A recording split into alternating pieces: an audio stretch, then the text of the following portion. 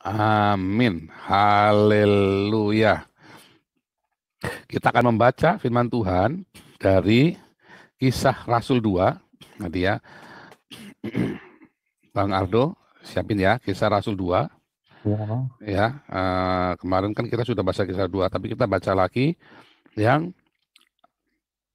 Kisah Rasul 2 ayat 41 sampai 47. Cara hidup jemaat yang pertama. Orang-orang yang menerima perkataannya itu memberi diri dibaptis, dan pada hari itu jumlah mereka bertambah kira-kira 3.000 jiwa. Mereka bertekun dalam pengajaran rasul-rasul dan dalam persekutuan, dan mereka selalu berkumpul untuk memecah roti dan berdoa. Maka ketakutanlah mereka semua, dan rasul-rasul itu mengadakan banyak mujizat dan tanda. Dan semua orang yang telah menjadi percaya tetap bersatu, dan segala kepunyaan mereka adalah kepunyaan bersama. Dan selalu ada dari mereka yang menjual harta miliknya, lalu membagi-bagikannya kepada semua orang sesuai dengan keperluan masing-masing. Dengan bertekun dan dengan sehati mereka berkumpul tiap-tiap hari dalam bait Allah. Mereka memecah roti di rumah masing-masing secara bergilir dan makan bersama-sama dengan gembira dan dengan tulus hati, sambil memuji Allah, dan mereka disukai semua orang, dan tiap-tiap hari Tuhan menambah jumlah mereka dengan orang yang diselamatkan. Demikian Sekarang baca Kisah Rasul 4 ayat 32 sampai 37. 32. Kisah Rasul 4 ayat 32. Kisah Rasul 2 ayat 32 sampai 37. Cara hidup jemaat. Adapun kumpulan orang yang telah percaya itu, mereka sehati dan sejiwa, dan tidak seorang pun yang berkata bahwa suatu hari kepunyaannya adalah miliknya sendiri. Tetapi segala sesuatu adalah kepunyaan mereka bersama. Dan dengan kuasa yang besar, rasul-rasul memberi kesaksian tentang kebangkitan Tuhan Yesus, dan mereka semua hidup dalam kasih karunia yang melimpah-limpah. Sebab tidak ada seorang pun yang berkekurangan di antara mereka, karena semua orang yang mempunyai tanah atau rumah menjual kepunyaannya itu, dan hasil penjualan itu mereka bawa dan mereka letakkan di depan kaki rasul-rasul, lalu dibagi-bagikan kepada setiap orang sesuai dengan keperluannya. Demikian pula dengan Yusuf, yang oleh rasul-rasul disebut Barnabas, artinya anak penghiburan, seorang Lewi dari Siprus. Ia menjual ladang miliknya, lalu membawa uangnya itu dan meletakkannya di depan kaki rasul-rasul. Ya, 2 Timotius 4 ayat 1 sampai ke 8. Penuhilah panggilan pelayananmu. Ya, benar. Di hadapan Allah dan Kristus Yesus yang akan menghakimi orang yang hidup dan yang mati, aku berpesan dengan sungguh-sungguh kepadamu, demi pernyataannya dan demi kerajaannya. Berikanlah firman, siap sedialah baik atau tidak baik waktunya. Nyatakanlah apa yang salah, tegurlah dan nasihatlah dengan segala kesabaran dan pengajaran. Karena akan datang waktunya, orang tidak dapat lagi menerima ajaran sehat, tetapi mereka akan mengumpulkan guru-guru menurut kehendaknya untuk memuaskan keinginan telinganya. Mereka akan memalingkan telinganya dari kebenaran dan membukanya bagi dongeng. Tetapi kuasailah dirimu dalam segala hal. Sabarlah menderita, lakukanlah pekerjaan pemberitaan Injil, dan tunaikanlah tugas pelayananmu. Mengenai diriku, darahku sudah mulai dicurahkan sebagai persembahan, dan saat kematianku sudah dekat. Aku telah mengakhiri pertandingan yang baik, aku telah mencapai garis akhir, dan aku telah memelihara iman. Sekarang telah tersedia bagiku mahkota kebenaran yang akan dikaruniakan kepadaku oleh Tuhan, Hakim yang adil, pada harinya, tetapi bukan hanya kepadaku, melainkan juga kepada semua orang yang merindukan kedatangannya. Haleluya, Demikianlah firman luar Tuhan. biasa, Bang Ardo, Terima luar kasih Pak biasa. Paul. Oke, menarik ya. Nah, hari ini kita mau belajar ilusi agama tadi ya. Kita citanya gereja, kita autokritik aja, tetapi ini sebenarnya untuk semua agama ya. Kemarin kita sudah belajar ya, ada berapa ya. Nanti kita ada beberapa yang kita ulang sedikit, walaupun belum dibahas secara detail kemarin. Ini kita bahas yang 5 ini saja dulu, ya. Bahwa perpuluhan itu harus diberikan kepada gereja, satu, ya kan? Dua, organisasi gereja adalah organisasi yang direstui Tuhan, bukan persekutuan doa. Tiga, gedung gereja adalah rumah Tuhan. Empat, yang boleh membaptis hanya pendeta. Lima, pernikahan harus diberkati di gereja oleh pendeta. Ya. Nah, inilah tipuan agama. Ilusi dari agama. Saya tidak berkata bahwa ini sesat dan berdosa. Oh tidak. Tapi kalau Anda menganut ini, Anda nanti tidak akan ketemu Tuhan yang sejati.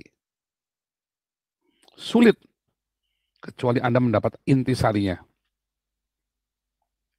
Tapi kalau Anda hidupnya masih dengan ini, paradigma yang 5 ini, Anda tidak akan ketemu Tuhan yang sejati. Wah, serem ya. Serem. Iya, Bang Ardo, kita maafkan, jangan khawatir. Bang Ardo grogi, jangan grogi ya. Nggak apa-apa, boleh ya. Nah, kita balik. Kalau Anda hidupmu masih dikungkung oleh 5 hal ini, maka kamu tidak akan ketemu Tuhan yang sejati. Anda akan hidup di dalam ilusi dari pendetamu. Wah, ngajarnya tambah edan ya, iya tambah edan. Saudara ikut sini pokoknya rusak semua paradigma lamamu, hancur Mina. Perpuluhan harus kepada gereja. Tadi ya, yang khotbahnya tadi di Facebook tadi, pendetanya tadi itu ngawur ya. Harus diberikan kepada gereja, enggak ada, salah. Diberikan kepada bait Allah. Perpuluhan itu diberikan ke bait suci di Yerusalem, bukan kepada gereja dan kepada orang Lewi. Orang Lewi itu bukan pendeta kecuali kalau pendetamu Yahudi. Itu orang Lewi. Tadi kita ada baca ya. Lalu kemana dong itu persembahan? Ya di kaki para rasul. Tapi terus buat apa? Peruntukannya. Apakah waktu itu sudah ada gereja? Ya gereja yang mana yang dimaksud dulu nih? Nah, ya kan gereja itu eklesia. Artinya yaitu sekumpulan orang-orang percaya. Nah, itu baru benar. Tapi kalau ke organisasi gereja, itu yang tidak benar. Ya. Kalau itu diberikan kepada organisasi gereja, itu tidak wajib. Tapi kalau diberikan kepada gereja, yaitu kita, gereja, itu benar. Ya. Jadi perpuluhan itu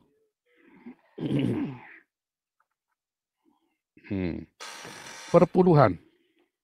Tadi kita baca di Ulangan 26 ya kan? Perpuluhan itu diperuntukkan untuk para Lewi dan diberikan kepada janda miskin, orang miskin, ya orang asing. Kalau perpuluhan ya hanya diberikan kepada Lewi, itu salah. Salah besar. Kalau gerejamu tidak transparan di dalam hal itu, jangan kasih lagi. Salah. Ya. Kalau gereja tidak transparan dalam masalah keuangan, jangan kumpul ke situ. Kalau kita di sini transparan. Rekening yang saya kasih ke sini transparan. Kalau rekening yang punya saya belum saya siapkan, nanti saya siapkan. Dan saya tidak nggak pernah kasih rekening saya ke Anda, ya kan? Kalau yang di website itu saya tidak woro-woro. Tapi nanti tetap akan kita pertanggungjawabkan. Toh ada pertanggungjawabannya kepada negara. Kalau di Eropa ini kita nggak main-main ya. Maka nah, tapi nanti kita siap, makanya saya nanti saya akan ajari Anda kolekte. Yuk kita bimbing Anda, nanti Anda akan diberkati. Supaya jangan ada yang kekurangan di antara kita yang ada di sini. Serius ya, Anda yang rajin datang kemari, artinya menjadi bagian dari komunitas kita. Anda yang ikut kelas evangelis, rajin kemari, maka itulah kita. Kalau bilang, maka tidak ada yang kekurangan di antara kita, yaitu Anda dan saya. Ya, di Kisah Rasul 2, Kisah Rasul 4 itu tadi, yang tadi kita baca, itu beneran. Anda mempersembahkan persembahanmu di kaki para rasul. Pada kami, masukkan ke rekening kami. Tapi kami harus buka. Berapa yang gaji buat saya, gaji yang buat pengerja, berapa yang diberikan kepada orang-orang ini untuk pelayanan, untuk penginjilan, dan untuk diakonia. Ya, kan kita buka. Gitu. Kalau gereja Anda tidak melakukan itu, tinggalkan. Ya, kalau masjid memang buat cari duit, ya kan? Buat ngumpulin sarang teroris, makanya di Eropa banyak yang ditutup. Karena dana itu gara-gara itulah kita sekarang jadi sulit bikin sticking gereja, bikin rekening sticking karena ribet. Sekarang jadi ribet ya, karena dipakai sama teroris. Oleh orang-orang Islam ini bikin masjid, dananya ngambil dari mana-mana dipakai buat biaya terorisme dan radikalisme yang ada di Eropa. Wah, edan. Ya, nah itulah mitos. Dan Anda sedang diajari pendeta Anda untuk seperti itu. Kalau gerejanya kayak gitu, apalagi orang Islam, ya kan? Gereja kan menjadi patron bagi dunia ini. Gereja itu adalah patron ya, patron. Organisasi mafia itu ngikutin Vatikan loh, sistem organisasinya. Ya, organisasi mafia itu belajar dari Vatikan. Patron, gereja itu patron. Oh, gerejanya rusak, ya Anda juga rusak. Dunia juga rusak. Jadi yang benar tadi kita sudah tahu di dalam Lukas 26, dalam Ulangan 26 bahwa perpuluhan itu untuk janda miskin, orang asing. Makanya tadi kita mau bikin project ya. Sebentar, ini kan yang kemarin.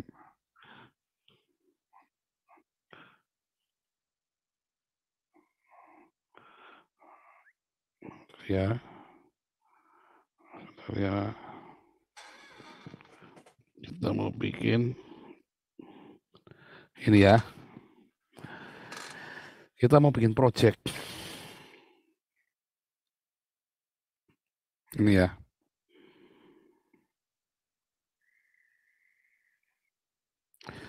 Project ini supaya jangan ada orang asing yang menggelandang. Karena ini tanggung jawab gereja. Damaris. Ya. Nah, tapi kalau adanya masih pelit-pelit, gimana ini bisa terlaksana? Butuh dana 1 miliar. Anda lebih suka ngasih ke gedung organisasi gereja yang belum tentu itu disalurkan dengan benar. Oh, tapi kan itu bukan tanggung jawab kita, Pak, tanggung jawab mereka. Loh, tanggung jawab Anda. Anda, kalau dipercaya, Anda kan bendaharanya Tuhan. Terus Anda dipercaya oleh Tuhan Yesus untuk mengelola keuangan ini. Apa Anda mau kasih ke sembarang orang yang nggak jelas, yang keuangannya nggak jelas? Wah, Anda berdosa loh. Kalau oh, kalau di dalam hukum pidananya Indonesia, ya, itu namanya Anda junto 55, turut turut membantu tindak pidana, membantu kelancaran tindak pidana itu, memfasilitasi tindak pidana itu. Ini kan udah tahu orang ini orang nggak jelas, ngelola uangnya nggak jelas. Anda turut ke sana. Makanya di kita nggak boleh kalau ada rekening-rekening nggak jelas, ya nggak boleh, harus jelas.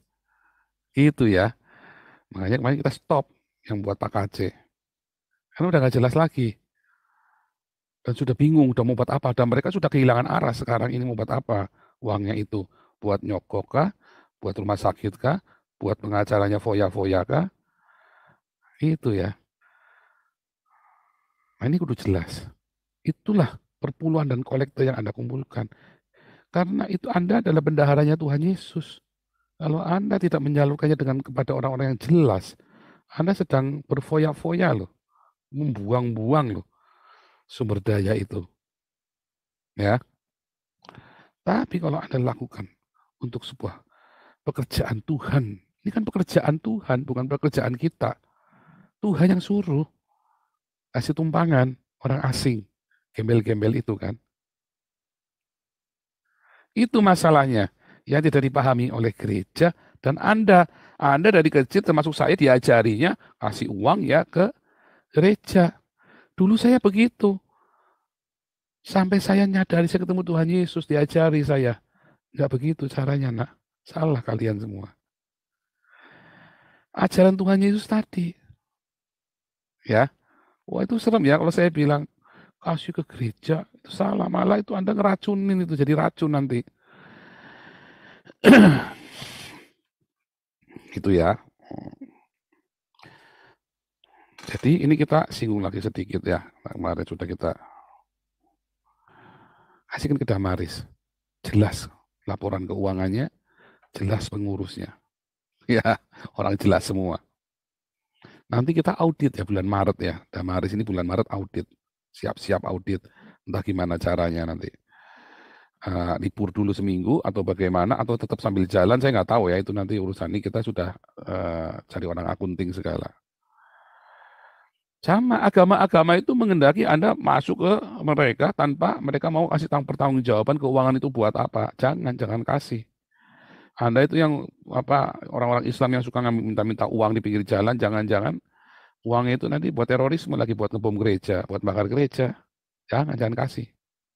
Kalau duitnya nggak jelas, laporan keuangannya nggak usah. Anda mau nyumbang masjid, mau nyumbang apa, kudu jelas semua. Biasakan jelas. Tuhan ajari saya tentang kredibilitas, integritas, kapabilitas. Jangan mundur lagi. Dan saya ajari Anda juga, jangan mundur. Kalau Anda kasih ke orang nggak jelas dengan keuangannya nggak jelas, itu namanya Anda mundur. Ya. Kedua, organisasi gereja adalah organisasi yang direstui Tuhan, bukan persekutuan doa. Ya, dulu pernah kita bahas sedikit. Tahun 70-an, ya, Timotius Arifin, CS, semua, waduh, ada gerakan mahasiswa yang luar biasa. Wah, tiba-tiba banyak orang bertobat. Ya, belum GBI segala macam, belum tenar waktu itu, nggak ada. Itu semua eranya persekutuan doa. Mahasiswa-mahasiswa bikin, termasuk Timotius Arifin. Ya, pengusaha yang bertobat. Wah, itu kenal sekali, harus bikin persekutuan doa banyak sekali. Termasuk Petani segala macam pokoknya ya, dulu ya. Banyak persekutuan doa. Ya, GBI Api Kemuliaan itu tahun 80-an ya, GBI apalagi itu. GBI Api Kemuliaan, terus apalagi ya, Sungai Yordan. Nah, itu kan buah-buah persekutuan doa itu kan. Zaman itu. Lalu tiba-tiba tahun 90-an ya, termasuk persekutuan doa kami pelajar ya, 200-an. Tiba-tiba termasuk Abalov, itu dulu persekutuan doa, itu Abalov itu muridnya Pak Daniel Alexander kan, itu Samiton dengan Edi Leo kan, San Sofian itu kan dulu murid-muridnya mereka memang dari ini ya, Pengalengan itu kan, dari persekutuan Majalengka Pengalengan, dari Majalengka, mereka itu memang dari Majalengka, tetapi mereka itu sempat dimuridkan oleh Pak Daniel Alexander dan segala macam. Kemudian tahun 90-an muncul satu ajaran, Matius 16. Tuhan tidak mendirikan persekutuan doa, tapi Tuhan mendirikan gerejanya. Ya, kita buka ayatnya. Matius 16. Kita kan bacanya dari LAI katanya, Matius 16 ayat 16. Matius 16 ayat 18, coba kita baca. Matius 16 ayat 18. Dan aku berkata kepadamu, engkau adalah Petrus, dan di atas batu karang ini aku akan mendirikan jemaatku, dan alam maut tidak akan menguasainya. Kita lihat ya, King James. Wah, mereka dulu andalanya King James, ayat 18. Lihat, hai jemaat, sekarang belajar Alkitab yang benar. And I say also unto thee, that thou art Peter, and upon this rock I will build my church. Apa saudara? My church. Apa itu church? Gereja. Haleluya. Haleluya. Tepuk tangan bagi saya. Tuhan mau membangun gereja saudara, bukan persekutuan doa. Sekarang persekutuan doa semua harus jadi gereja. Semua berpikir persekutuan doa, izinnya sudah ada persekutuan doa. Kemudian mereka berlomba-lomba untuk izin jadi gereja. Kalau yang bukan gereja, wah langsung didiskreditkan, sesat. Pokoknya begitu ada persekutuan doa yang besar, sesat. Kenapa nggak mau jadi gereja? sesat.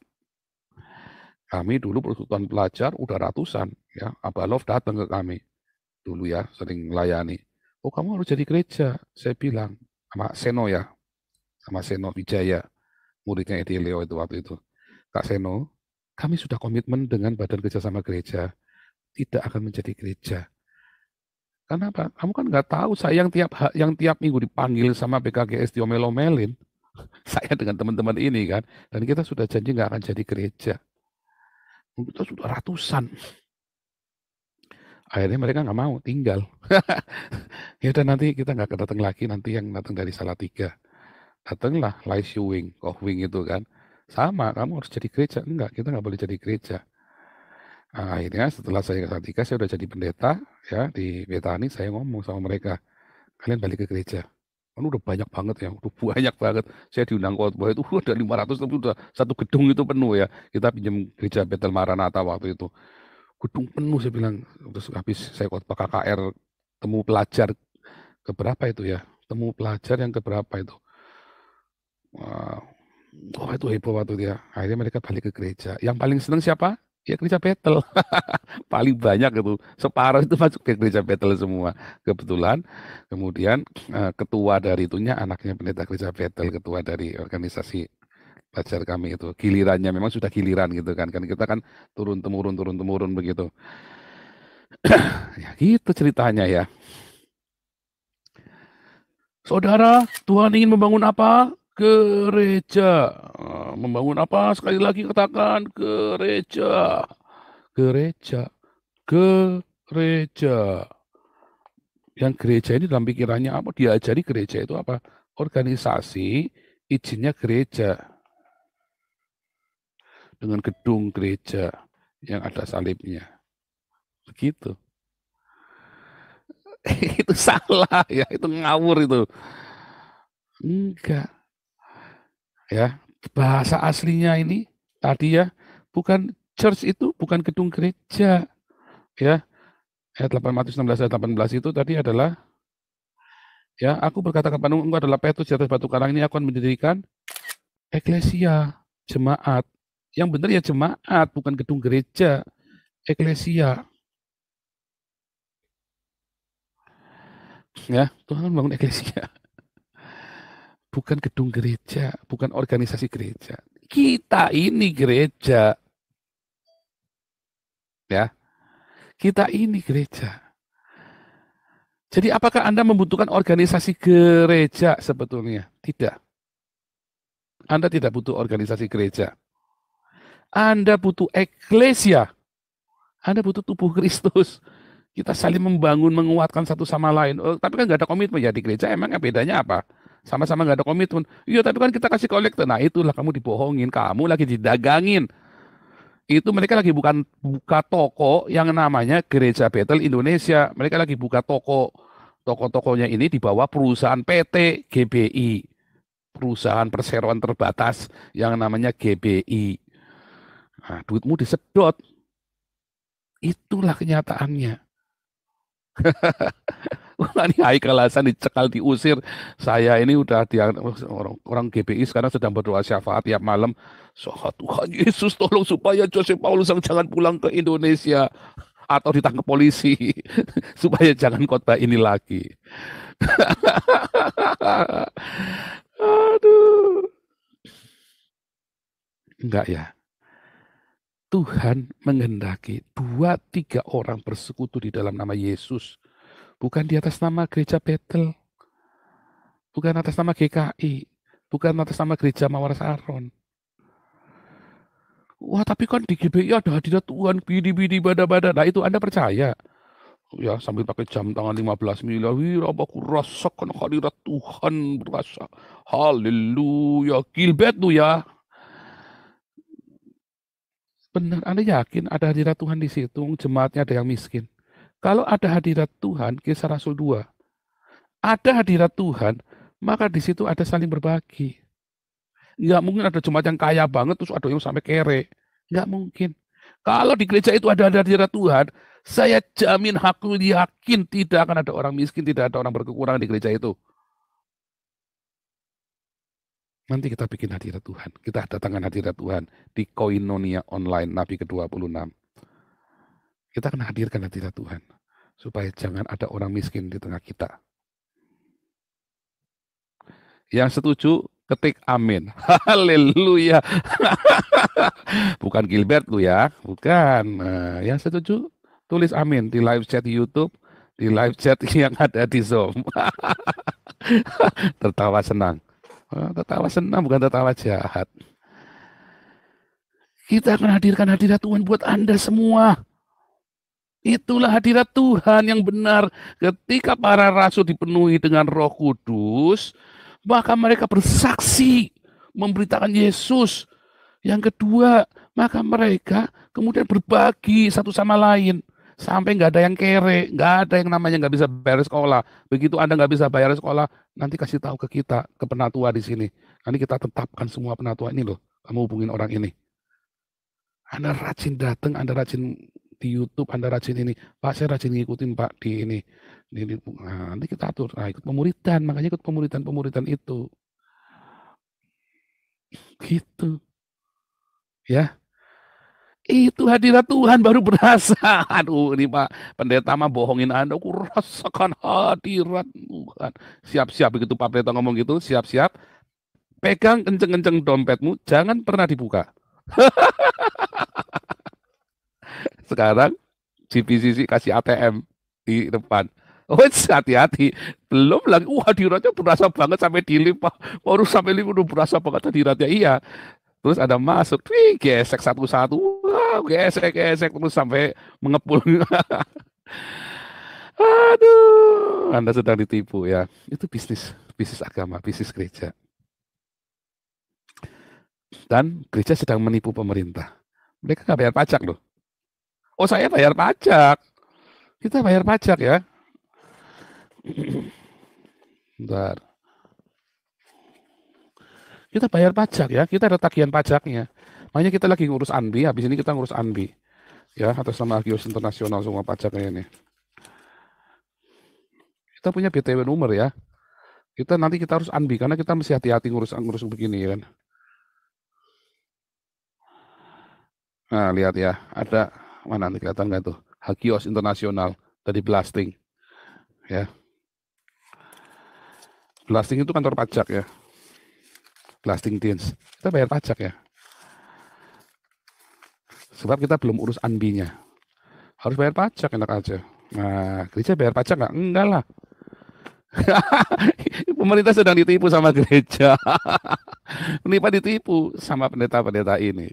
Karena kan gereja kan nggak perlu bayar pajak kan. Sementara pendetanya tambah kaya. Ini pemerintah lagi keder. Coba Anda ya, pemerintah kalau mau cari duit dari gereja, tarik pajaknya. Lumayan banyak loh. Banyak. Serem. Ini gereja-gereja ketir-ketir. Wah, petisi tangkap saya makin bukan cuma dari orang Islam tapi dari gereja PGI, nanti keluar surat resmi. Mampus.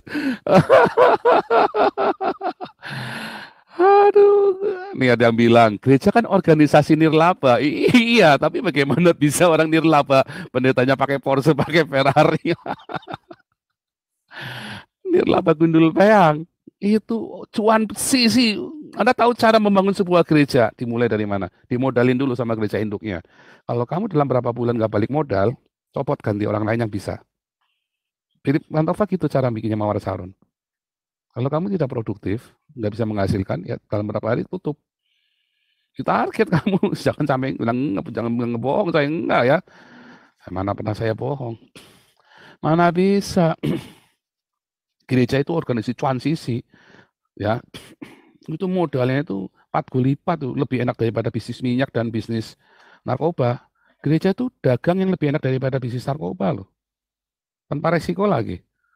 Ya kan? Gereja di Indonesia maksudnya ya. Dan di Amerika. Bongkar habis. Kan saya lagi ngajarin Anda buat pinter supaya Anda jangan ketemu ilusi Tuhan.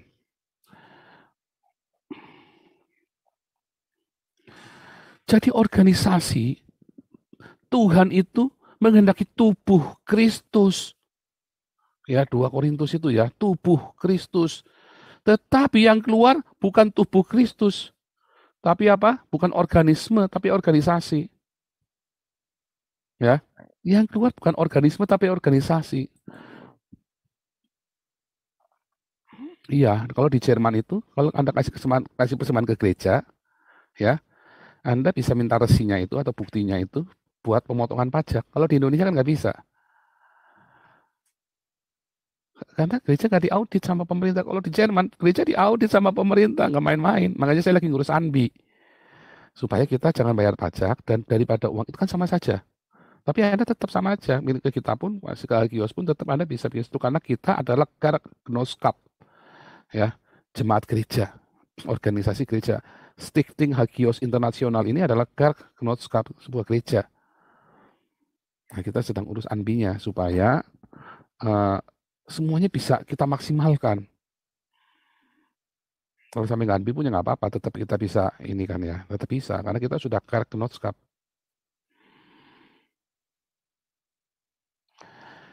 Tuhan ingin tubuh Kristus, ya, badan, organisme yang hidup, sel-sel yang hidup. Tetapi yang muncul apa di Indonesia? Organisasi. Ya, kalau ada orang yang tidak bergereja dibilang sudah meninggalkan Tuhan kan?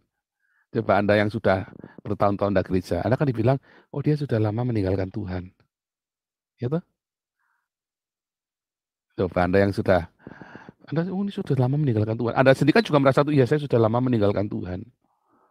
Lupa, tapi kan kita harus berkoinonia. Iya, koinonia itu bukan organisasi gereja. Anda dan saya sekarang sedang koinonia. Anda di rumah 2-3 orang sedang bersekutu di doa di rumah, yaitu sedang koinonia. Lu ke gereja apa gedung gereja? Nggak ada perintah ke gedung gereja. Nah itu Pak, di dalam Ibrani 10 ayat 25, jangan meninggalkan episinagoge. Sinagoge itu tempat sekolah. Belajar Alkitab, artinya Anda pergi untuk belajar. Kalau Anda ke gereja, Anda nggak ada lagi sekolah, Anda cekokin, didoktrin, supaya Anda ngasih uang ke sana, dapat ilmunya nggak dapat apa-apa. Nyatanya pendetanya kalau ditanya-tanya aja ngamuk, coba pendetamu ditanya-tanya tentang Alkitab, ngamuk lah. Pendetamu tanya-tanya coba, mendingan tanya ke sini, tiap minggu kita nanya ke sini. Pasti ada jawaban. Kalau nggak bisa jawab, saya belum punya jawabannya, nanti saya cari ya. Kan begitu. Lanjut, ya, ketiga. Gedung gereja adalah rumah Tuhan. Mari kita membangun rumah Tuhan yang megah supaya nama Tuhan jangan dipermalukan. Wah, ini pendeta benar-benar nggak punya kemaluan ya. Berani sebut-sebut rumah Tuhan supaya nama Tuhan jangan dipermalukan. Kurang ajar. Dia bikin sampai triliunan itu ya. Diperos semua, dipalakin satu-satu pengusaha. Buat bikin rumah Tuhan yang maha megah ini. Sementara jemaatnya kere hidupnya. Goblok banget, kasihan banget. Sementara rumah Tuhannya megah, jemaatnya kere. Masuknya aja minder jemaatnya. Coba mau masuk aja minder. Saya ingat sekali waktu gereja kami dulu pertama kali ya. Pertama kali kita bikin gereja, dulu kan kita cuman sederhana kan, namanya persekutuan doa di Hotel Beringin dulu kan. Terus lama-lama kita pindah jadi gereja yang megah begitu ya. Pertama kali itu diresmikan, jemaatnya masuk sepatunya dilepas, sandalnya dilepas. Karena jemaatnya gereja kami kan ada yang dari desa-desa di kampung-kampung, sandalnya dilepas, sepatunya dilepas. Saya sampai gak enak banget. Karena semua yang tamu pakai jas semua, ya jasnya beli di owol-owol. Ya, karena gereja kami memang sebenarnya sederhana, cuman memang ada itu ya, ada standar operasional prosedurnya yang dari Betani kan. Sampai masuknya sandalnya dilepas coba, minder masuknya. Sampai minder. Tapi gerejanya Pendeta Yahya Silas dulu ya, tempat saya belajar dulu, pertama kali saya belajar melayani Tuhan, menginjil ke desa-desa itu sama Pendeta Yahya Silas. Klesteran saudara, jemaatnya 2.000 bayangin. Jemaatnya 2.000, yang 1.000 tuh simbok-simbok, siman-siman pasar, tukang beca, tukang andong, tukang yang dari orang-orang Islam ini. Gereja ini bolong, ya, temboknya itu bolong-bolong selama bertahun-tahun karena duitnya buat melihara mereka. Mereka datang masuk ke gereja, plesteran semuanya, ya, karpetnya cuma di tengah saja, di tengah. Kalau orang masuk itu ya, kayak pantas. Kalau hujan nggak dipasang karpetnya, karena becek kan. Tapi setiap minggu, setiap bulan itu jemaatnya dikasih sembako. Dirawat. Nggak ada sampai yang, aduh mau makan apa? Nggak ada. Jemaat mau makan apa? Nggak ada. Besok mau makan apa? Nggak ada. Ya, semua pasti bisa makan. Itu hadirat Tuhan, saudara. Itu hadirat Tuhan, kurasa itu. Yang setuju, Anda katakan amin dong, yang keras ya. Ya live YouTube ini aminnya kurang keras nih, yang di YouTube nih.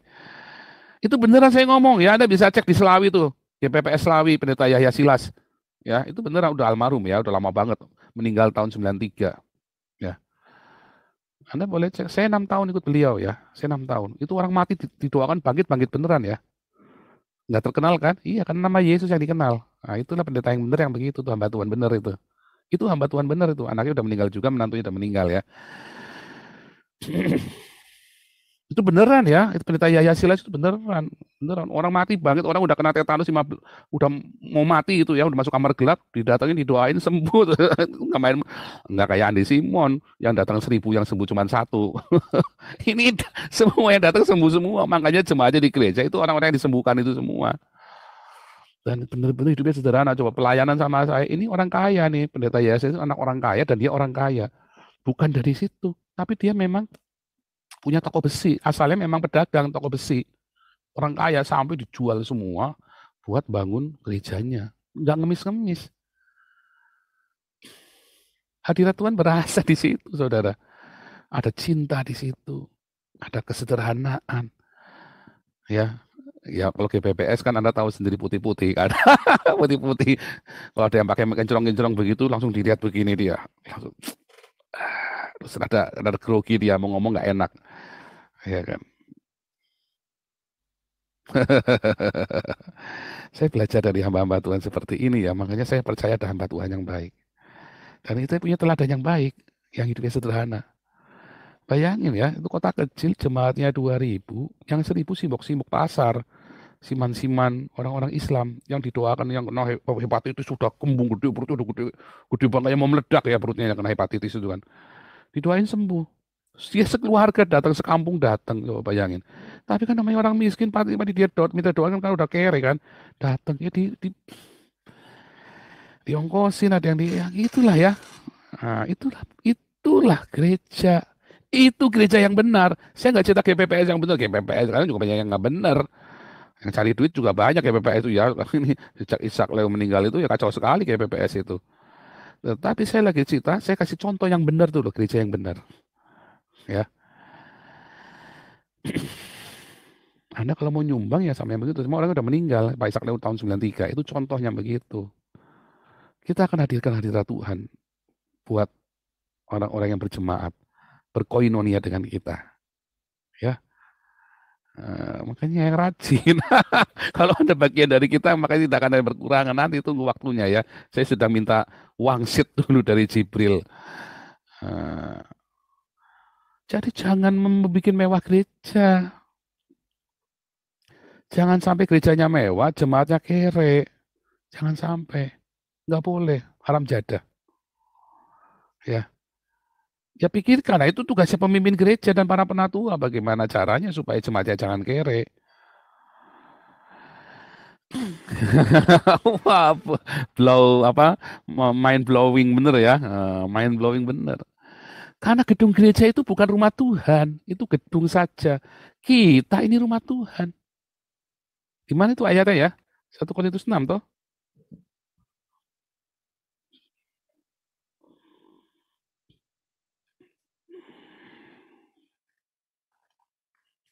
1 Korintus 6 ya, ayat 19. Tidak tahukah kamu bahwa tubuhmu adalah bait Roh Kudus? Gereja itu bukan rumah Tuhan, gereja itu gedung pertemuan. Ya, jadi sebenarnya nggak apa-apa kalau malam minggunya buat diskotik, paginya buat gereja, nggak apa-apa. Oh itu karena nanti alat musiknya baru dipakai buat berzina, buat kenajisan, menyembah setan. Nggak ada urusannya. Bukan masalah alat musiknya dipakai buat diskotik malam-malam buat we want sampose. Terus paginya buat nyanyi haleluya, haleluya. Nggak ada urusannya. Nggak akan nanti kalau pagi malamnya buat nyanyi-nyanyi we want sampose. terus haleluya, haleluya, Gilbert tuh ya nggak akan begitu. Gara-gara musiknya sudah najis alat musiknya, lalu haleluya bisa ganti tiba-tiba kelupaan jadi Gilbert Luya. Enggak, itu mah tergantung siapa yang main. Ya, tergantung siapa yang main. Kalau yang main saya nggak bakal. Karena rumah Tuhan itu kita, bukan gedungnya. Jadi kalau Anda misalnya nih Anda mau ketemu perkumpulan nih, ya nggak punya gedungnya sewa saja nggak apa-apa, lebih murah. Apalagi gereja punya lapangan parkir dianggurin. Coba kamu kasihkan ke Damaris. Jadi langsung ini. Kita lagi cari tanah ya di Jakarta, di Surabaya, di Bandung. Kita mau bikin ini buat nampung gembel-gembel, buat nampung orang-orang miskin terlantar supaya jangan tidur di jalan, kasihan. Supaya jangan diperkosa di tengah jalan, kasihan ya. Anak-anak jangan disodomi. Ada rumah penampung, kita bikin tenda-tenda penampungan. Kalau bikin rumah kita belum sanggup, ya. Rumahnya kecil, kita kudu nampung banyak. Jadi kita milih tenda. Dengan uang 1 miliar kita bisa nampung ratusan orang. 1 miliar saja kita bisa tampung ratusan orang. Makanya saya bilang ya, Anda ada yang percayakan kepada Damaris 15M langsung gelotak. Kita bikin nias, entaskan kemiskinan dari nias. Ada 15 miliar lagi, kasih Damaris, kita entaskan kemiskinan di NTT. Ada 15 miliar lagi, ya kita entaskan kemiskinan di Papua. Harus nias dulu, proyek kecil. Terus nanti NTT, lalu Papua. Tapi kita punya 1 miliar, hari ini ada yang kasih 1 miliar, ini jadi nih. Ya, hari ini ada yang kasih 1 miliar. Mau minta sama Tuhan, Pak? Bukan. Tuhan suruh minta sama kamu yang menabur. Minta sama Tuhan, gundulmu peang. Kamu yang menabur. Kita yang menabur, bukan Tuhan yang kasih. Ini tugasnya kita, bukan tugasnya Tuhan. Tuhan akan melakukan tugasnya. Kita juga lakukan tugas kita. Apa yang menjadi bagian kita, apa yang menjadi bagian Tuhan. Anda teriak-teriak minta mujizat, Tuhan berikanlah mujizat Tuhan. Supaya saudaraku ini bisa bayar sekolah. Anda pakai jam tangan 15 miliar. Anda doain dia supaya minta mujizat supaya dia bayar sekolah anaknya. Tuhan bilang, gundulmu peang. Kamu kasih duit ya. Bukan saya yang kasih, kamu yang kasih. Enak aja loh. Itu ajaran Tuhan Yesus begitu. Beda ya sama ajaran pendetamu. Beda lah. Viralkan. Viralkan ya.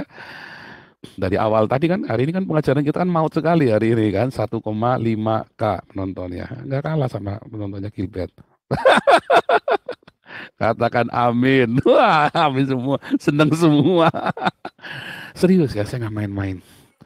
Kalau gereja punya pemahaman seperti ini, tidak ada orang Kristen, tidak ada jemaat gereja yang melarat, nggak bisa bayar sekolah, nggak kuat makan, jadi gembel, jadi prostitusi. Tapi gereja juga kudu ngajari kesederhanaan, supaya jangan anak-anak muda ini kemudian pengen kayak Philip Mantova hidupnya, bergelimang harta dengan mewah-mewah, dengan pakaian necis. Jangan. Pendeta-pendeta pakai hidup yang sederhana, hamba-hamba Tuhan, karena kamu tampil supaya anak-anak muda melihat figur yang sederhana.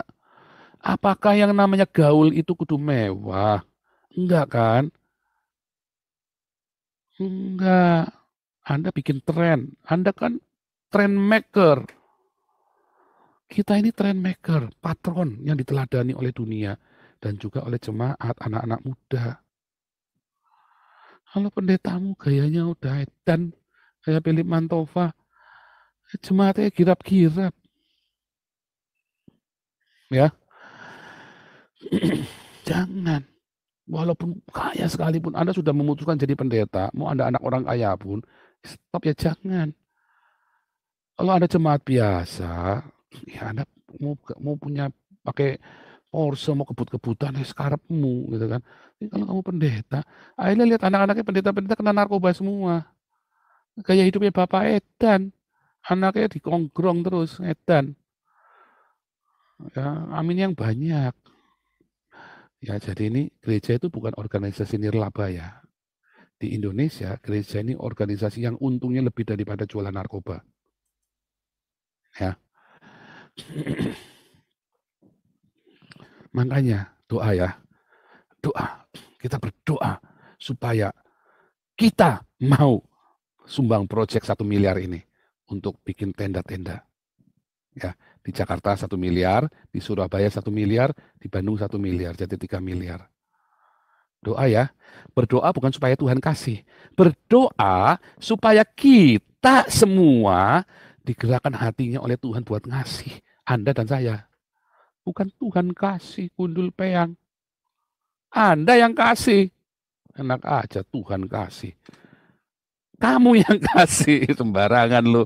Tuhan disuruh, Tuhan minta Tuhan, minta Tuhan. Tuhan suruh, Tuhan sudah kasih duitnya ke kamu itu loh. Tuhan sudah kasih duitnya ke kamu. Kamu yang kasih ini. Tuhan bilang, kasih itu. Oh, itu. Ya, yang benar. Serem pengajarannya ekstrim radikal. Jadi bukan bangun gedung gereja. Salah. Kalau Anda tadi bikin ini, ya, berasa nggak hadirat Tuhan? Tadi mana tadi? Ya, kalau Anda bikin tadi rumah tadi, berasa hadirat Tuhan. Coba anak-anak gembel lagi hujan lebat, coba ya. Lagi hujan lebat, wah, sampai basah. Anak-anak gembel-gembel kurus-kurus begitu kan. Terus ada lewat, ya kan Bang Ado lewat. Kenapa nak? Ayo kamu ke sana saja ke rumah singgah kita. Dimasuk ke sana. Berasa nggak hadirat Tuhan? Mereka sampai bingung dibawa ke tenda-tenda ini. Ada tante-tante, om-om yang baik semua, mbak-mbak, mas-mas, ya, yang mereka semua melayani. Lagi kedinginan, cepetan dibikinkan sop. Ya, hadirat Tuhan berasa nggak? Berasa, ya kan? Anda mendatangkan hadirat Tuhan buat Jakarta. Anda sedang menghadirkan hadirat Tuhan buat Surabaya. Anda sedang menghadirkan hadirat Tuhan bukan buat Bandung. Bukannya Anda bikin gedung gereja supaya hadirat Tuhan ada di sini. Gundulmu peang, dasmu cepot. Nggak ada. Nggak ada bohong, Anda ditipu sama pendetamu. Hadirat Tuhan nggak akan hadir di gereja yang mewah. Nggak akan ada. Bohong kalau di gereja mewah itu ada hadirat Tuhan. Nggak percaya saya. Saya tidak percaya, tidak akan ada hadirat Tuhan di gereja yang mewah megah itu. Tidak akan ada, sekalipun di Betani Nginden. Nggak akan ada, nyatanya bubar kan, kakak berarti kan mau bunuh-bunuhan itu kan. Nggak akan ada hadirat Tuhan di situ. Kalau di sini, di tempat ini, proyek ini, akan ada hadirat Tuhan di situ. Kamu sedang menghadirkan Yesus kepada orang-orang yang Anda tolong itu masuk ke situ. Sadar nggak sih? Kiranya Tuhan menyadarkan Anda ya. Ngeri. Lihat, yang boleh membaptis hanya para pendeta. Nah ini dia. Ini yang Rudi Yohanes teriak-teriak, tapi kan dia cemen. Si Rudi Yohanes ini kan orang cemen, beda dengan saya. Saya memang sudah mengundurkan diri dari pendeta 2008. Tetapi 2014, 6 tahun kemudian, 2010 saya mengundurkan diri pendeta, 4 tahun kemudian 2014. Tuhan Yesus jamah saya. 2015 saya baptis orang laki pertama kali. Ya kan? Pendeta bukan pendeta gereja mana-mana, saya jalan sendiri. Yang membaptis adalah orang percaya yang lahir baru, yang memiliki Yesus dalam hidupnya, yang disuruh oleh Tuhan buat memberitakan Injil, Anda dan saya. Makanya ikut kelas evangelis, nanti saya ajari, siapakah yang boleh membaptis? Kita semua, Anda dan saya, yang sudah dibaptis oleh air dan hidup oleh roh. Apa itu hidup oleh Roh Kudus? Kemarin sudah tak ajarin, Yohanes 6 ayat 63. Ya. Yohanes 6 ayat 63.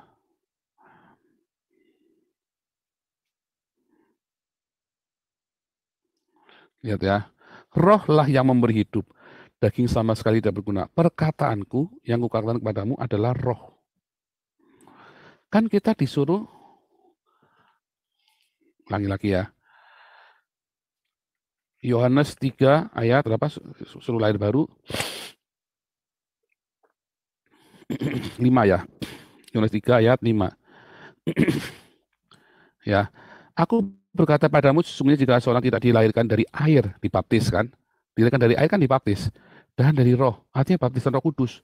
Biri, bara, itu kan baptisan Roh Kudus. Oh bukan, gundul payang, itu bukan baptisan Roh Kudus, itu kesurupan. Itu orang schizofren itu. Ini bika para pas, aku mendengar suara Tuhan. Itu orang schizofren itu. Ya, serius ya. Itu orang schizofren.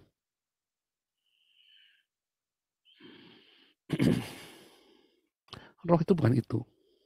Kepenuhan Roh Kudus itu bukan itu.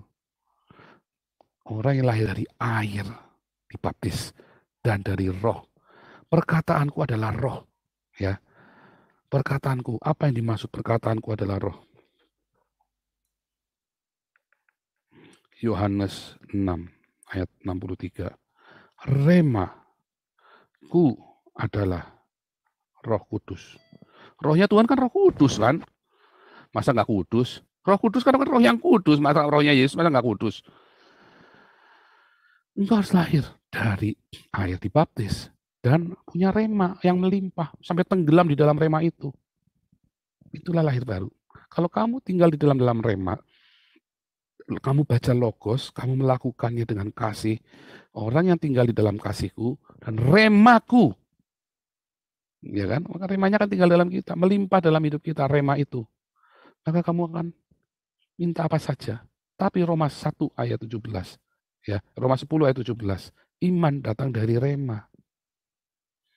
Kalau kamu melimpah dengan Roh Kudus, hiduplah dipimpin oleh Roh, dipimpin oleh rema itu memimpin hidupmu. Maka kamu akan punya buah kasih, sukacita, damai sejahtera. Begitu urutannya. Rema itu yang melimpah dalam hidupmu itu.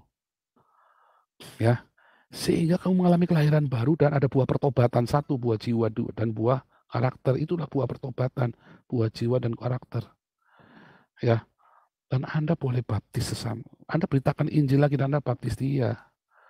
Begitu maksudnya. Pendetanya aja nggak berani baptis. Coba, saya pernah bawa orang Islam ke pendetanya nggak berani baptis. Kenapa orang Islam ini sampai datang kepada saya waktu itu pertama kali ya? Karena nggak ada pendeta berani baptis dia di Padang. Itu yang kedua, sorry ya. Di Padang tidak ada satu orang pun, dia sudah 3 kali datang ke gereja yang berbeda, termasuk GBI. Dia minta dibaptis ke GPIB, GBI, dan satu lagi saya lupa di situ gereja apa gitu ya. Tapi nggak ada yang berani baptis dia. Akhirnya dia hubungi saya di Facebook, saya bilang kamu kesini saja. Datanglah dia, kami baptis dia. Orangnya pernah kesaksian ya, gitu kita dulu. Baptis kita. Anda tidak ada pendetanya aja nggak berani baptis, dan apa? Pendeta aja nggak berani baptis kok. Tugasnya Anda dengan saya baptis. Makanya ikut kelas evangelis. Bayar. Bayar 500.000. Anda pergi makan bakso, sanggup bayar, kamu mau jalan hidup, kamu enggak mau bayar. Dan apa, Mario Teguh kamu bayar, bela-belain beli CD-nya, kamu ikut kelas evangelis. Oh, jangan. Mentalnya itu jangan mental kere. Ya kan? Kan kamu dapat sertifikat juga. Ya kan? Serem ya? Radikal banget. Nah, yang kelima, apakah pernikahan harus diberkati di gedung gereja? Di gereja atau di gedung gereja oleh pendeta? Tidak. Ya, itu Anda di framing sama gereja. Ya, sama negara, sorry ya. Supaya Anda berpihak mau gereja apa masjid nih. Takut nanti orang masjid pada pergi ke gereja semua. Diberkati kudu di gereja. Oh, kalau gitu boleh diberkati apalagi? Jangan. Kalau Anda mau menikah, lalu Anda bersyahadat, berarti Anda sedang menyangkal Yesus. Orang yang bersyahadat Islam, dia sedang menyangkal Tuhan Yesus. Dia tidak akan masuk kerajaan surga. Barang siapa malu mengakui aku, barang siapa menyangkal aku di hadapan manusia, aku akan menyangkalnya di hadapan Bapa. Kalau Anda menikah dan bersyahadat mengakui Muhammad adalah nabi yang diutus oleh Allahnya, maka Anda sedang menyangkal bahwa Yesus adalah Tuhan dan Juru Selamatmu. Kamu tidak akan masuk kerajaan surga. Ekstrimnya kan begitu. Tetapi bukan berarti Anda kudu diberkati di gedung gereja oleh pendeta. Nah, pemerintah menghendaki seperti itu supaya yang Kristen kawinnya bolehnya sama Kristen. Makanya ya, hapuskan undang-undang pernikahan kudu sama agamanya, kudu sama. Hapuskan itu. Orang jadi munafik. Pertanyaannya, kalau gitu kita boleh menikah beda agama. Beda agama lu ya, boleh. boleh nikah beda agama. Loh, tapi kan Paulus bilang gelap dan terang tidak boleh bersatu. Kalau Anda pengen menikah beda agama, Anda punya pacar beda agama, dari situ saja saya sudah tahu Anda masih gelap hidupnya. Jadi gelap sama gelap ya boleh saja, boleh. Nangkap nggak maksudnya? Anda punya pacar Islam, berarti Anda memang belum lahir baru. Kenapa belum lahir? Ya, Anda katanya pengikut Yesus cari pacarnya Islam. Kamu saya injili Pak, gundulmu pe yang mau diinjili. Nafsu kamu itu bukan mau nginjili, kebanyakan alasan kamu sama saya. Nafsu mau nginjili, injili. Bukan mau nginjili, mau ngintili. Ya kan? Supaya kamu bisa follow me. Ya kan? Bukan I will follow up, tapi I will follow you. Kan begitu kan? Serem. Jangan bohong lah. Jangan, ya itu ada pendetanya biasa ngajari ilusi. Pendetanya aja berhalusinasi, berilusi kebanyakan alasan, apalagi jemaatnya. Wah, tos bener ya. Wah, serem kali ini firman Tuhannya. Tipuan-tipuan agama. Kalau Anda punya pacar, ya orang Islam, Anda pengikut Yesus punya pacar, itu Anda belum lahir baru. Udah saya jamin itu Anda belum lahir baru. Tak jamin itu. Anda nggak usah punya pacar Islam aja, Anda tidak akan masuk kerajaan. Yang di sini saja, yang ada 1,5K penontonnya nih ya, sama yang ada di Zoom, ini ada 100 lebih nih ya. Anda aja belum tentu lahir baru loh. Belum tentu masuk kerajaan surga loh. Anda yang ngaku-ngaku Kristen, yang KTP-nya Kristen. Belum tentu. Lahir baru itu lahir dari air dan roh. Pertama dibaptis, iya lahir dari airnya iya. Tapi apakah Anda sudah lahir dari roh? Belum tentu. Lahir dari roh, lahir dari rema. Karena Anda punya logos yang jadi rema yang hidup. Sehingga itu Anda tenggelam. Namanya lahir dari roh, tenggelam dalam roh, Anda muncul gitu kan. Dari roh itu kan, keluar dari remanya itu kan. Hasil dari remaan itu. Kalau Anda yang masih pelit berdiakonia, Anda yang masih belum bisa mengampuni suamimu atau istrimu, atau orang lain, Anda berarti belum lahir dari roh. Kalau Anda yang tidak kepengen memberitakan Injil, masih ketakutan, kalau Anda yang tidak suka berdiakonia, kalau Anda yang masih tersinggungan, Anda belum lahir dari roh. Jangan-jangan Anda belum lahir baru. Makanya hawanya pengen ke Alexis terus kan. Aku dulu peyang. Itu ya orang sudah dibaptis pun di gereja, pendetanya saja, Gilbert saja belum tentu lahir baru loh, percaya nggak? Dari awalnya, dari Gilbert masih di RCTI, belum tentu dia lahir baru loh. Nyatanya hidupnya nggak berdiakonia kok, nggak untuk mengabdikan hidupnya, menjual harta miliknya dan membagikan kepada, ya kan? Bagaimana dengan Pak Paul? Oh, kalau saya kan sudah dari awal sudah tak contoh nih, saya jual harta saya bagikan untuk hamba Tuhan di pedesaan. Ya kan? Sampai sekarang pun hidup kami semuanya, ya pertama kali semua rekening masuk Indonesia langsung saya bagikan semua. Bukan pamer. Saya memberi contoh kepada Anda. Saya komitmen dengan diakonia. Dan saya nggak mau hati saya terpaut pada harta. Ya, saya ngajari Anda. Saya kasih contoh. Oh itu Pak dikasih uang sama pemerintah. Ya, dikasih uang sama pemerintah Belanda. Saya nggak main-main ya.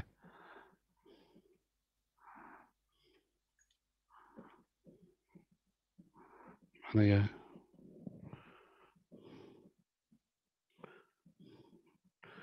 Ya, tanggal 27 Oktober ya. Saya dikasih uang sama pemerintah Belanda. Saya nggak main-main ya. Saya tutup nomor rekening supaya jangan. Ini bukan uang saya minta-minta sama jemaat. Enggak ya, saya benar dikasih.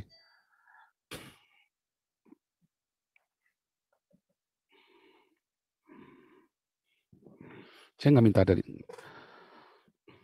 itu pun ya kita tetap berdiakonia. Ya, mobilnya pun bukan atas sama saya belikan atas sama gereja. Sama Hagios, bukan atas sama saya pribadi. Ya kan, artinya kan itu kan memang saya yang pakai, tapi untuk pelayanan. Gitu loh. Kita beli mobil karena buat pelayanan, karena saya selama ini tergantung orang. Repot sekali kalau tergantung orang, juga nggak enak juga kalau kita ini kan. Karena orang kan semua ada capeknya, ada apanya. Sedangkan saya kan maunya kan tiap minggu pelayanan. Tapi kan orang ada capeknya, ada apa gitu kan. Nah, ini adalah kita putuskan, kita yang ini kita kepanikan untuk gereja. Makanya mobil itu pakai nama gereja, pakai nama Hagios, bukan atas nama saya. Itu ya. Haleluya. Jadi apakah pernikahan itu diberkati gereja oleh pendeta? Enggak harus. Tapi kalau Anda ingin hidupnya benar, jangan menikah beda agama. Jangan yang beda iman. Imannya sama-sama sama Yesus, pasangan yang sepadan, sepenanggungan. Minta diteguhkan oleh orang tuamu mendoakan dan oleh jemaat. Ya, jemaat siapa? Apakah gedung gereja? Ya belum tentu, enggak harus. Di mana Anda diberkati di komunitas itu, penatuannya yang memberkati di dalam nama Tuhan Yesus. Oh, tapi kan belum diurapi, oh sudah. Urapan itu bukan urapan yang seperti pendeta-pendeta GBI. Wah, pakai tumpang tangan, pakai pengurapan minyak segala macam. Saya kasih tahu Anda ya, pengurapan minyak itu di dalam perjanjian baru 3 kali dilakukan untuk orang sakit. Yesus mengurapi minyak dengan orang sakit. Perumpamaan orang Samaria yang murah hati itu untuk orang sakit. Yakobus berkata, berdoa diurapi minyak orang sakit. Pengurapan minyak itu untuk orang sakit di dalam perjanjian baru. Jadi kalau Anda mau jadi hamba Tuhan diurapi minyak, berarti Anda sedang sakit. Rasain lo. Makanya jangan latah. Itulah tipuan-tipuan gereja. Itu tipuan ya. Supaya Anda suasana mencekam, supaya terasa. Nah, itu jangan. Anda nanti kebawa ilusi. Dan ini kita nggak cuma gereja. Agama-agama juga begitu. Anda ingin lepas. Supaya Anda bertemu dengan Tuhan yang sejati, bebaskan dari ini. Lakukan apa yang Tuhan katakan tadi. Ya, jadi penumpang tangan oleh penatua, bukan oleh pendeta. Nggak harus pendeta. Tapi kan masalah hukumnya kan kudu pendeta kalau di Indonesia. Nah, itu karena hukumnya kan karena PGI-nya nipu Anda. PGI sedang menipu Anda. Pendeta itu tadi, pendeta double talk. Semua ritual-ritual itu tipuan ya. Nanti ada aturan lagi kemarin ya GBI. Kalau yang sudah pernah berhubungan seks itu nggak boleh diberkati di atas panggung itu kan, gereja itu kan ada mimbarnya gitu kan. Gereja itu kan ada mimbarnya kan. Ini misalnya gini nih. Ini bentuknya gereja misalnya gini kan. Miring gitu ya. Sorry ya miring. Saya gambar aja salah. Ini kan altarnya gitu kan. Ini panggungnya ini lah gitu ya. Tuh, ini kan ada. Wah, ini ada salib Yesus. Ada gambar Tuhan Yesus salib gede banget misalnya gitu kan. Ini pendetanya lagi khotbah. Wah, hebat tuh. Wah, ini kan jemaat di sini, ini kan kursi-kursinya kan. Gitu ya. Nah, kalau di GBI itu kalau Anda sudah berhubungan seks, Anda tidak boleh diberkati di sini. Ya, Anda harus turun di bawah. Ya. Itu tipuan gereja itu. Terus taunya dari mana Anda sudah berhubungan seks apa belum? Masa mau dicoba dulu begitu sama pendetanya? Oh, karena ini kudus kudusmu peang. Enggak ada. Itu semua tipuan-tipuan. Itu peraturan dogma. Ya, itu malah jadi orangnya malu kan. Oh, kenapa pemberkatannya di bawah ya nggak di atas ya? Oh, ini pasti sudah berhubungan, saya sudah ambil dulu nih. Kan kurang ajar pendetanya memperlakukan dia. Harassment kan itu kan. Jangan begitu, nggak boleh. Ya, kalau saya mah dulu di atas ini ya pemberkatannya ya. Tuh, nggak tahu masih punya videonya nggak mah? Masih ada gambarnya mah? Yang, yang mana nih? Masih punya foto pemberkatan pernikahan kita? Atau ya, kita mah di atas panggung sini ya, di sini ya dulu ya. Itu diberkati begitu. Kalau udah di bawah gimana? Kalau ada yang ngaku, Pak, saya sudah berhubungan seks, Pak. Terus kamu nggak boleh tanggung ya di bawah ya. Wah, langsung jemaat kan langsung, wah, MBA nih. Makin botak aja, bukan. Maksudnya married by accident, bukan makin botak aja, bukan ya. Ya kan nggak enak kan. Itu peraturan-peraturan yang konyol-konyol begitu tuh jangan. Ya sekarang orang yang hamil di luar nikah boleh diberkati tadi, nah HKBP. Nah itu juga nggak boleh diberkati lah. Lah kasihan lo yang berkati setan terus gitu. Kalau dia mau menikah, dia cinta loh, memang benar-benar cinta ya, karena nggak punya waktu itu belum ada duit buat apa, mungkin dia hamil dulu kebobolan apa, terus nggak boleh diberkati. Terus ini berkati ulama gitu, KUA. Goblok juga pendetanya kan. Nah itu tipuan-tipuan agama. Jangan ya, jangan dirawat dong. Dan orang yang hamil di luar nikah tidak harus menikah loh. Gereja kemudian udah harus dinikahkan biar jangan mempermalukan nama Tuhan. Jangan, salah. Kamu sedang ngeracunin dia, berantakan. Ya, kalau dia hamil di luar nikah, tidak harus menikah. Jangan-jangan dia cuma mau coba-coba doang. Ditanya yang benar, dikonselingin dulu. Kamu memang sungguh-sungguh hidup. Kamu bayangin nggak 50 tahun hidup sama dia nanti? Kebayang nggak? Ya tapi aku sungguh cinta Pak. Ya udah dididik, sekolahnya diselesaikan. Jangan dinikahin. Sekolahnya diselesaikan. Anaknya diadopsi sama bapaknya, sama orang tuanya. Anaknya sekolah biar selesai dulu supaya mereka siap masuk rumah tangga. Lalu mereka menikah beneran, kemudian anaknya dirawat sama dia. Begitu yang benar. Ya bukan buru-buru dikawinin biar jangan bikin malu. Pendetanya edan kok. Bikin malu nama Tuhan. Bukan, emang kamu masih punya kemaluan Pak pendetanya ini. Kamu hidupnya masih minta-minta kok. Gitu ya. Jadi ekstrim ya. Jadi pernikahan itu ya diberkati oleh penatua. Siapapun penatua itu tidak harus pendeta. Cuman di Indonesia diwajibkan oleh pendeta. Itulah salahnya di situ. Dari mana peraturan itu? Ya kan dari PGI yang mengusulkan ke catatan ke apa namanya departemen apa itu kependudukan ya, Kemendagri itu ya kan. Kan salahnya dari situ, Departemen Agama sama Mendagri kan itu kan, Puscakpil itu kan. Salahnya kan di situ. Jadi enggak ya. Tetapi kalau Anda sampai menikah beda agama, Anda sini belum lahir baru. Nah, itu mah udah pasti masuk neraka. Jadi ya nggak apa-apa yang pindah. Yang benar adalah bebaskan pernikahan beda agama supaya orang bisa memilih Tuhan, bisa percaya imannya itu dengan benar, enggak dengan retorika. Oke, sudah 1,5 jam ya. Luar biasa, ini agak panjang ya, karena kita memang ini penting ya, ini topik yang sangat penting. Nah, kiranya rema yang dari Tuhan Yesus itu membuat Anda, wah ini hari ini luar biasa ya, luar biasa. Oke.